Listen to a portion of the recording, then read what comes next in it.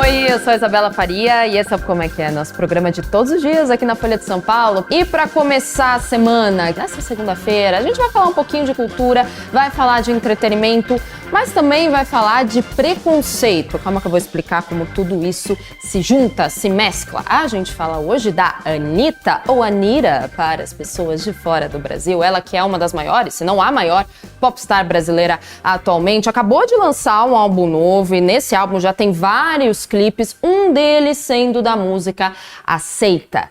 Esse clipe sofreu uma retaliação absurda nas redes sociais. Hoje a gente fala por quê? Hoje a gente comenta por quê, o que tá por trás desse preconceito. Vamos falar do clipe também, vamos falar um pouquinho da carreira da Anitta e também vamos falar de religião. Para explicar tudo isso, então, temos Matheus Rocha, que vai explicar, que vai costurar todos esses assuntos. Matheus Rocha, muito obrigada. Pela primeira vez o Como é que é, ele que é repórter da Ilustrada. Querido, obrigada, viu, por vir aqui, por topar, falar com a gente desse assunto tão importante. Eu que agradeço o convite, gente. Obrigado. Imagina, quando eu li seu texto, eu achei de uma sensibilidade muito, muito bonita, porque Obrigado. Você fez essa análise do porquê a Anitta sofreu tanto preconceito por causa desse clipe, você falou da religião, você falou da carreira dela, então eu quero que hoje a gente fale do seu texto, só que falado, literalmente, ao vivo, e eu quero começar falando, então, perguntando qual a temática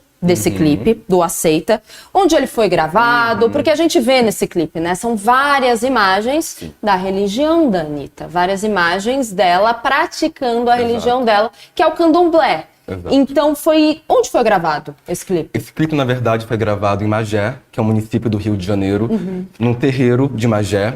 E é um clipe que, na verdade, é uma grande ode, uma grande homenagem à liberdade religiosa. Então a Anitta não só fala sobre o candomblé, que é a religião dela, mas ela também fala sobre o judaísmo, o catolicismo e a religião evangélica. Então é um clipe que celebra as manifestações religiosas do Brasil, só que ela dedica mais tempo de tela ao candomblé por ser a religião dela. E a gente percebe essas referências ao candomblé do começo ao fim do clipe. Sobretudo pelo modo como ela se veste. A Anitta, ao longo do clipe, usa uma roupa que aparentemente é feita de palha. E essa roupa é uma referência direta ao Molu, que é o orixá da doença e da cura. E acho que vale mencionar que a Anitta, em 2022, ela teve uma série de problemas de saúde. Ela chegou a achar que estava com câncer, então, de certa forma, essa homenagem é uma celebração da cura dela e da recuperação que ela teve ao longo dos meses. Então, e além disso, ela convida o pai de santo dela, o babalorixá Sérgio Pina, para participar desse clipe. Ele tem um terreiro em Nova Iguaçu, que é uma cidade da Baixada Fluminense, então ela presta homenagem também ao pai de santo dela. Então, um clipe que tem, do ponto de vista estético, ele é muito bonito, ele tem muita sensibilidade, muita delicadeza para retratar não só o candomblé, mas as outras religiões também. A gente está vendo aqui algumas imagens, a fotografia é toda em preto e branco, usa muito de slow motion, de uma fotografia bem bonita, assim, bem elaborada, tem iluminação, a gente consegue ver a roupa de palha que você disse, e como você falou, é claro, tem a religião do candomblé, porque como você disse, é a religião da Anitta, mas existem outras religiões no clipe que são abordadas ali rapidamente. Então, e normalmente, né, a gente vê muitas críticas à Anitta num geral, né, muitas vezes pessoas dizem que ela expõe o corpo dela demais, sexualiza a mulher brasileira, mostra para o exterior, né, exporta essa imagem de que a brasileira é sempre um ser muito sexualizado, mas dessa vez ela foi muito criticada por outros motivos, né? A gente pensou, obviamente, quando eu li a manchete, Anitta é criticada, falei, mais uma vez, não é mesmo mais uma terça-feira comum, a Anitta está sendo criticada muito provavelmente por expor o corpo demais. Quando eu vi que era por causa da religião, isso foi um 360, assim, muito curioso, porque ela perdeu muitos seguidores, né? 200 mil seguidores. Então, e ela chegou a endereçar essa perda de seguidores ou não? Como ela reagiu a tudo isso? Ela publicou uma série de vídeos no Instagram, lamentando o episódio, chamando de intolerância religiosa, porque de fato foi intolerância religiosa.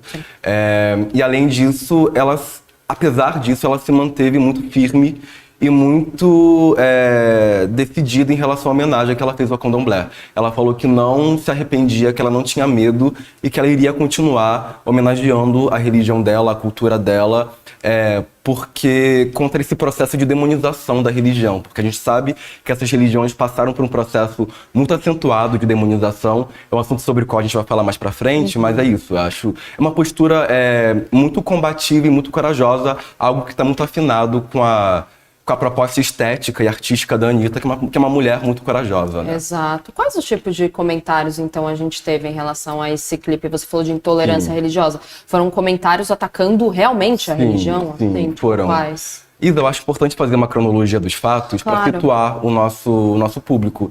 Na segunda-feira da semana passada, a Anitta publicou algumas imagens do clipe de Aceita nas redes sociais antes da divulgação do clipe, que seria feita na quarta-feira.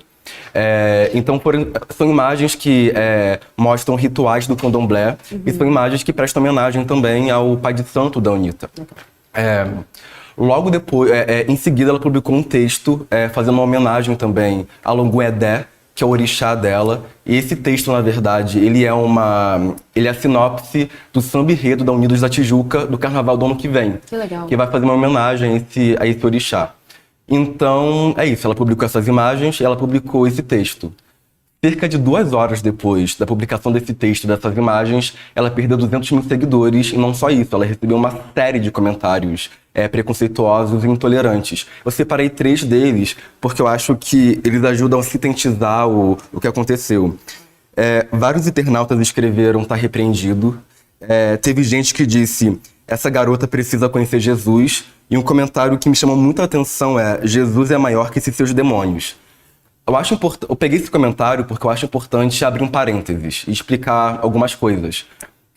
Nas religiões de matriz africana não existe a figura do demônio, não existe diabo. Essas figuras são figuras ligadas às religiões judaico-cristãs que acreditam nessa dualidade entre bem e mal, entre Deus e o diabo. Isso, no entanto, não existe nas religiões de matriz africana que operam sobre uma outra lógica.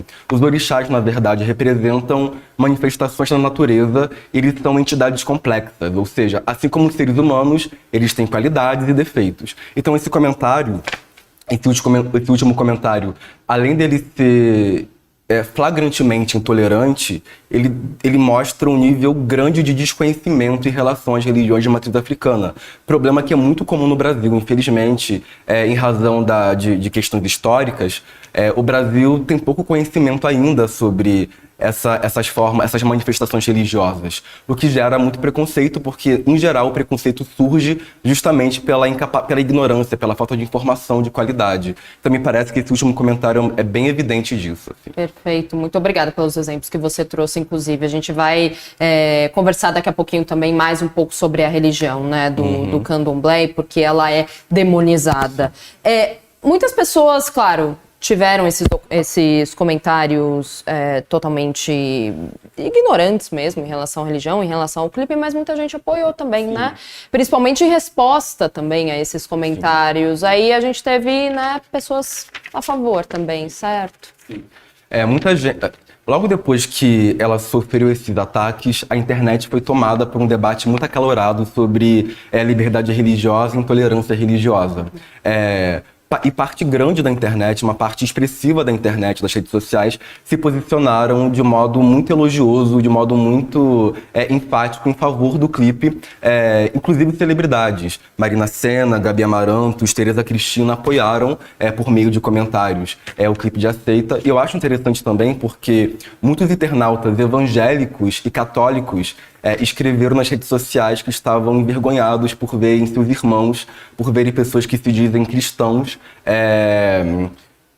propagando o discurso de ódio, propagando intolerância religiosa. Então esses apoios mostram, na verdade, que o país é extremamente intolerante, mas existem muitas pessoas que se mostram a favor, que se mostram abertas a religiões que não sejam as delas. Então, de certa forma, dá um acalento, assim, perceber que o Brasil não é só um país intolerante. O Brasil é um país muito complexo e existem muitas camadas sobre essa questão. Com certeza. E a Anitta, ela já tinha demonstrado já tinha feito alguma manifestação em relação à religião dela anteriormente, né? Antes desse clipe? Ou pelo menos já tinha feito algo de forma tão incisiva e decidida como ela fez? Então, a Anitta, ela nunca escondeu que era do candomblé, que é do candomblé. Ela, em entrevistas, ela já falava sobre a religião dela, só que ela nunca foi tão incisiva como ela foi agora. Eu acho que ela foi para um novo lugar, que é esse lugar de fazer da religião dela a arte dela também. Ou seja, ela sabia dos riscos que ela estava correndo e ela bancou esses riscos. Então, muito embora ela tivesse manifestado ser do candomblé em outras situações, eu acho que possivelmente o clipe de Aceita representa um novo... é um novo front, uma nova trincheira, porque é isso, ela bancou a escolha dela, ela bancou a religião dela. E no Brasil intolerante como o nosso, isso realmente é um ato de coragem, eu acho. Perfeito. É comum para as cantoras pop brasileiras, isso fora do segmento gospel, claro, manifestarem suas religiões assim de forma tão direta, tão aberta nas redes sociais ou através da arte mesmo? De forma tão aberta não, mas é relativamente comum. A Isa, por exemplo, ela já disse em algumas ocasiões ser católica. Ela faz clipes, inclusive, com temáticas religiosas voltadas ao catolicismo. Dona de Mim tem essa pegada, a Fé também tem essa pegada. A Pablo Vittar já falou que é cristã. Então, é relativamente comum. Mas eu acho interessante perceber a diferença da reação do público quando uma cantora, um artista fala que é católico e um outro artista fala que é do candomblé ou da Umbanda. Em geral, a reação é muito diferente. No primeiro caso, existe uma certa normalidade. É visto como algo... passa quase despercebido, na verdade. Não sabia se você sabia que a Isa era católica. Já falou que... pois passa despercebido.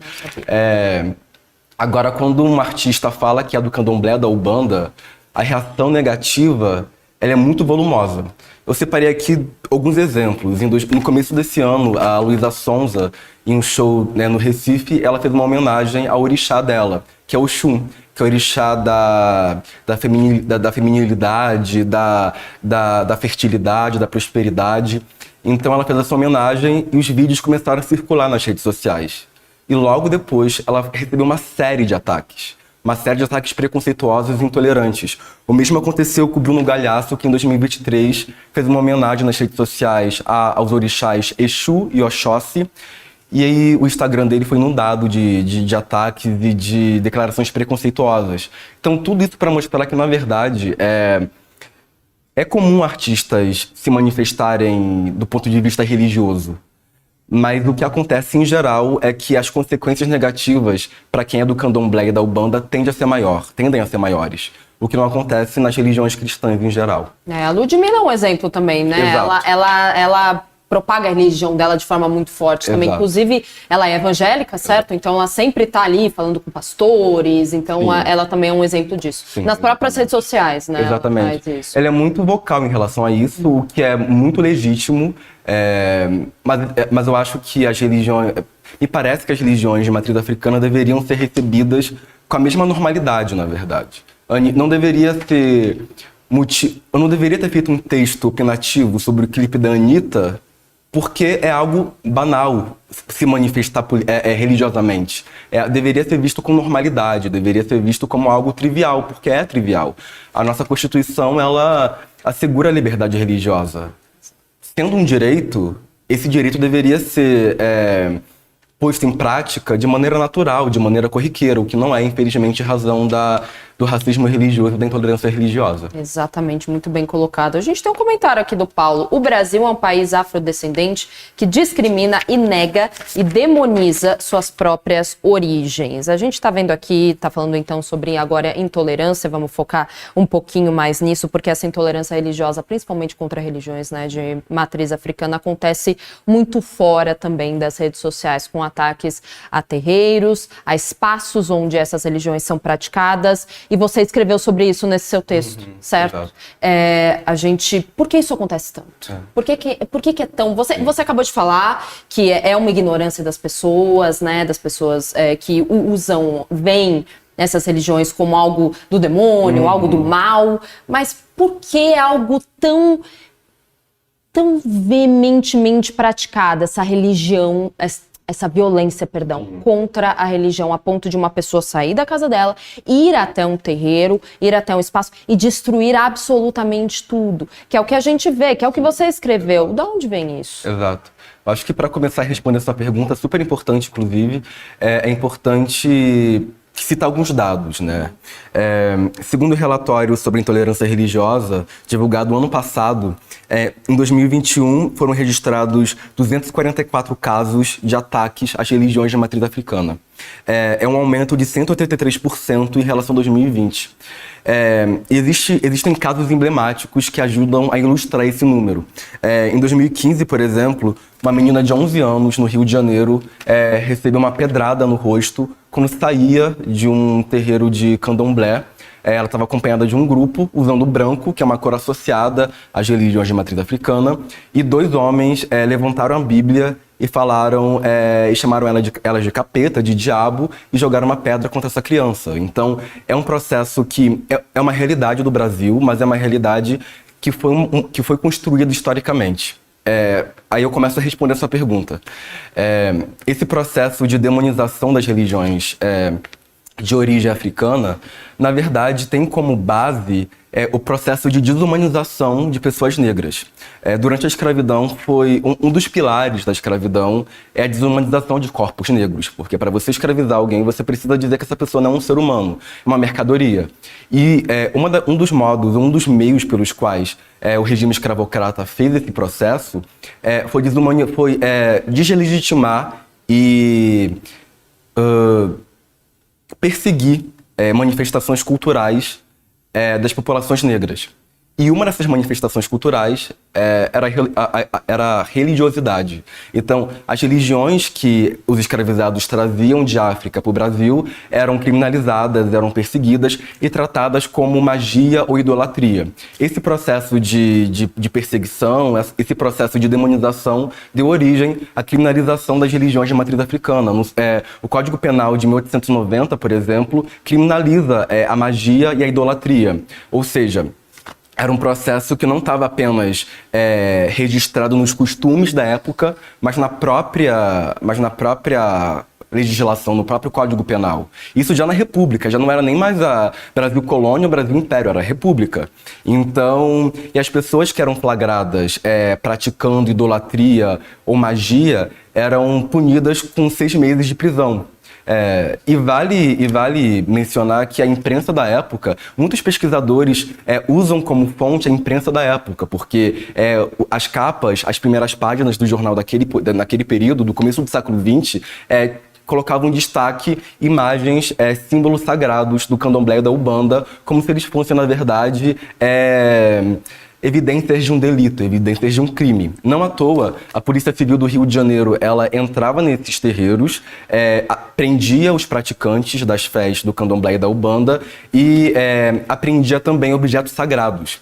Então, ao longo de décadas, a Polícia Civil do Rio de Janeiro teve em sua posse, controlou, guardou cerca de 512 objetos sagrados das religiões de matriz africana. E esses objetos ficaram sob posse da Polícia Civil durante 7 décadas.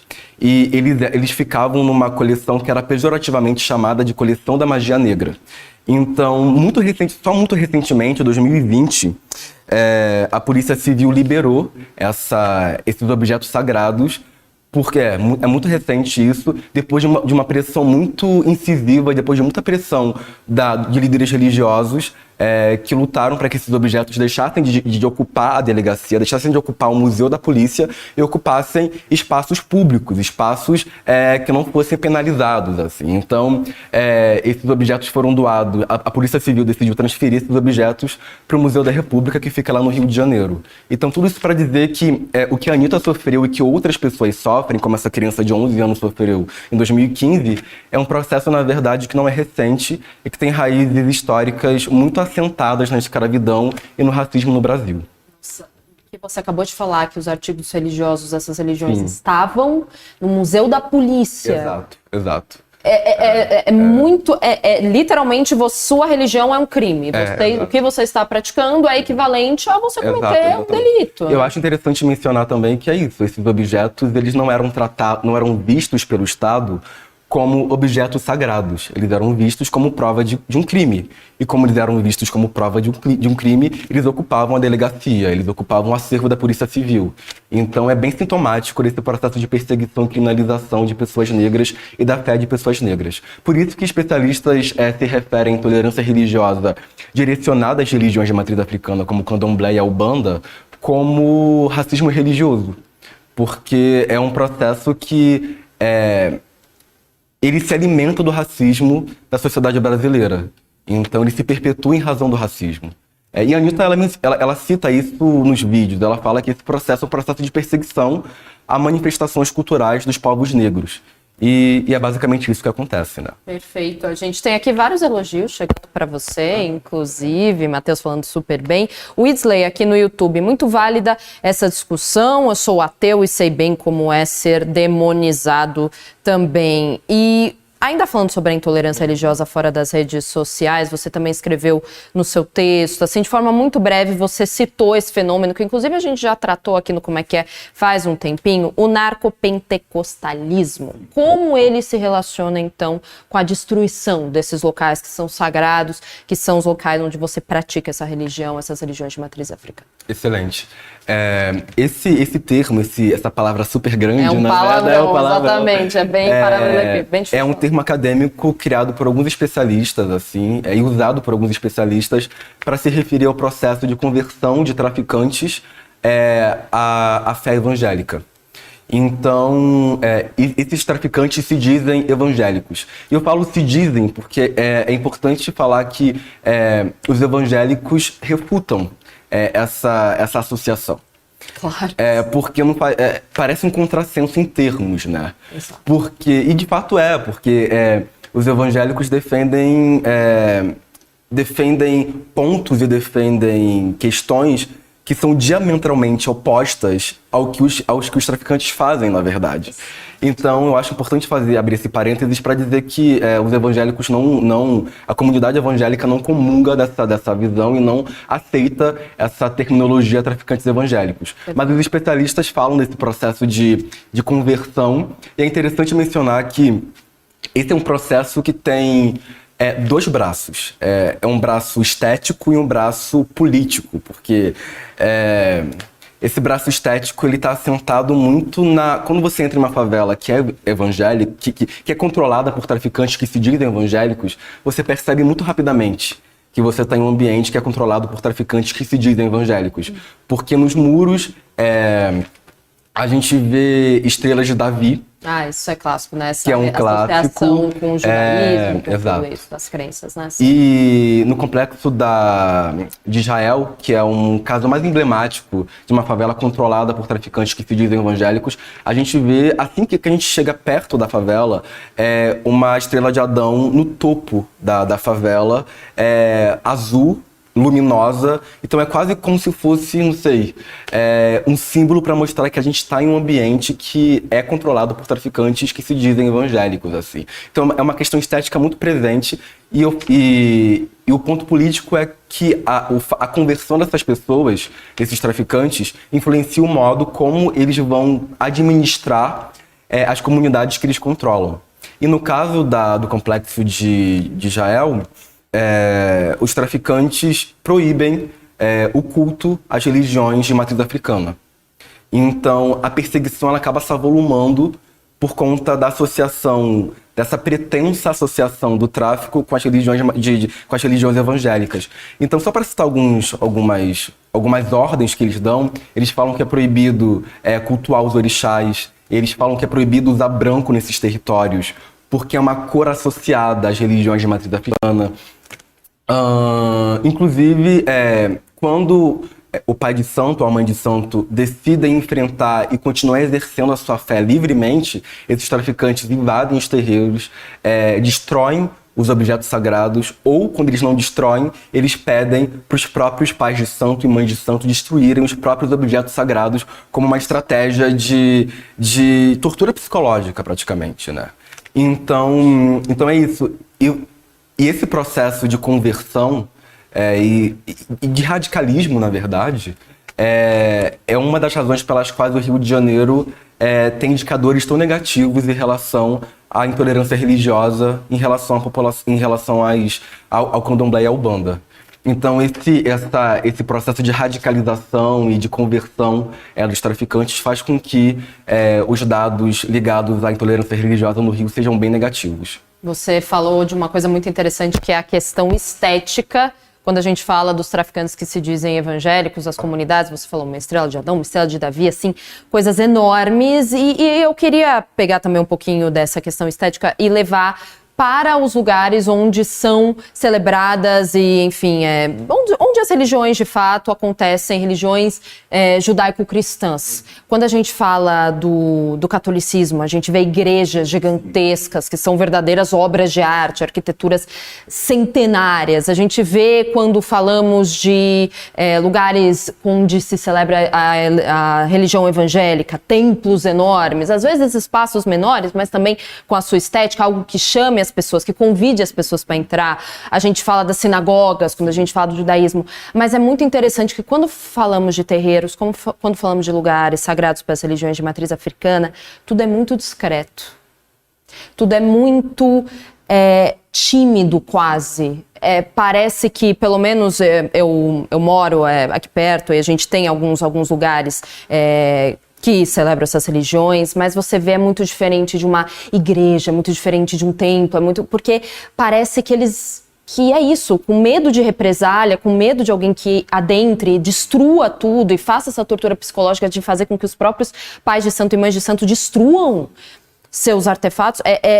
Por causa disso, esses templos, esses terreiros, esses lugares de celebração, eles são pequenos, eles são tímidos, discretos. É interessante trazer isso também. É um aspecto bem... Talvez essa seja uma das consequências desse processo de perseguição. Para que eles pudessem se proteger, eles se afastaram